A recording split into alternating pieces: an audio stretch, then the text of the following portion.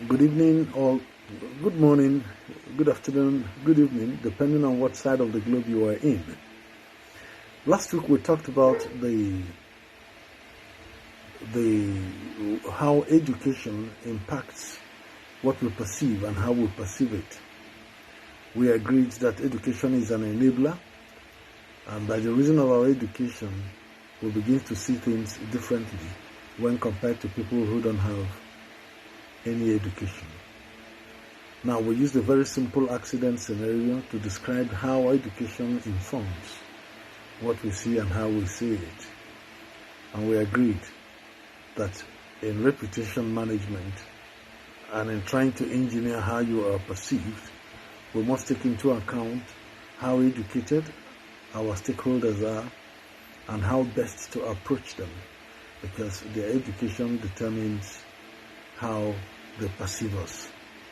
This week we want to talk about another factor that is a very strong point that shapes how we perceive things, how we perceive people, organizations, or causes, and that is the subject of stereotypes. Now, every human community here on planet Earth has one stereotype associated with it. Now, this unsubstantiated, oversimplified, or standardized prism through which persons, things, causes, or organizations are seen almost always illuminates the negatives and the unsavory parts of what is perceived. Even though a huge question hangs over the veracity of such beliefs, they do have very far-reaching implications on how people perceive things, because they give us prejudices that shape and color how we see things. Now, so this explanation explains why some products coming from certain countries are perceived as inferior, while some coming from the same product coming from other countries are perceived to be of high quality, for which people are ready to pay more.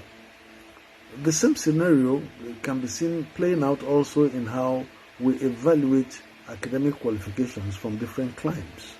Some countries are known to produce high-flying academics. Some are known to issue inferior certificates. With this in view, perception and reputation managers should factor stereotypes into the considerations or the decisions they make and where they cite their industries, the bulk of who forms their workforce, what their slogans should be, what their mission statements should be.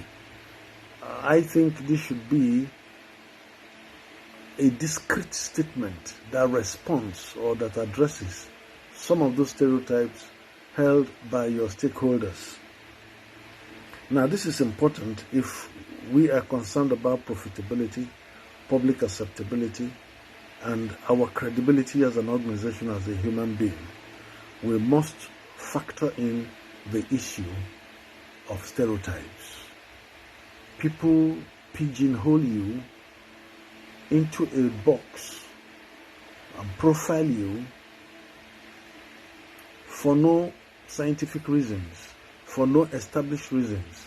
It's just that these stereotypes have been there for ages, and people believe that people from such places, this is how they behave, this is how they perceive you based on where you're coming from. So, stereotypes are very, very important in shaping our perception. Now, we are saying that if you come from certain places and you are held in derision by the reason of the stereotypes that has prevailed over the years, you shouldn't play into the hands of your detractors, those who hold such views. There are tribes that are known to be money mongers, By the time people perceive you as such and you begin to behave true to type, you'll be reinforcing the stereotypes. Or some clans where women are known to have easy virtue, and women in those areas, you meet one or two persons who portray portray these virtues. You go away with the impression that the stereotypes are true. So these are some of the lessons we need to learn. Thank you for tuning in again this week. Next week we shall look at another factor that shapes how we are perceived, and this will help us in building our reputation, both corporate and individual. Thank you very much. Keep a date with me next week. Thank you. Bye-bye.